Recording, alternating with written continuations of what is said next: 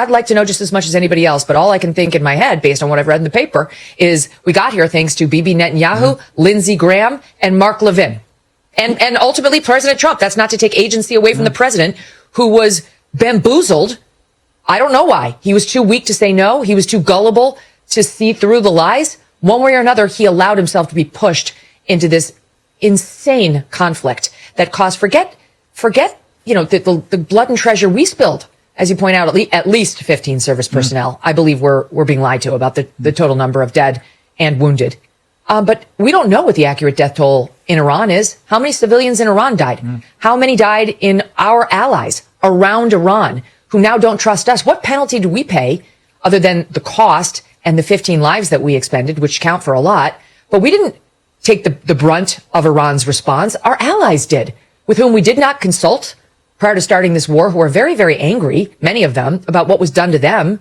What's going to happen to the trillions of dollars Trump was touting that they donated? They were offered to donate to the United States just to be nice guys and have great relations. You think they're going to spend that on us now? They're going to spend it on themselves. They've got to rebuild massive portions of their own countries thanks to the bombing campaign unleashed against them, because they were within reach, by Iran, who couldn't reach us. So we've upset our allies. We've pleased Israel, although now they're upset that there's a ceasefire.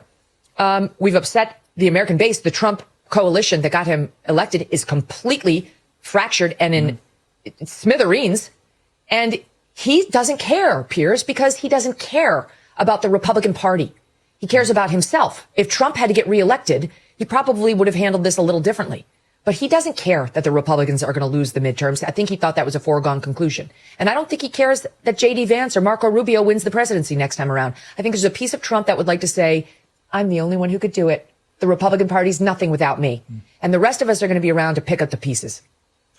I mean, a fascinating assessment. I mean, I remember early on you picking up, as I did, on what Rubio had said about the reason why America went in. And then the immediate backtracking the next day when they panicked and realized they'd let the cat out of the bag. This was clearly a Netanyahu-driven operation. He had persuaded Trump to come with him. Then we had Antony Blinken saying, well, actually, he tried to do this when Biden was president, when Obama was president, and both times those two guys said, no, we're not going to come with you. And then he didn't attack. So he clearly got third time lucky with an American president that would come with him.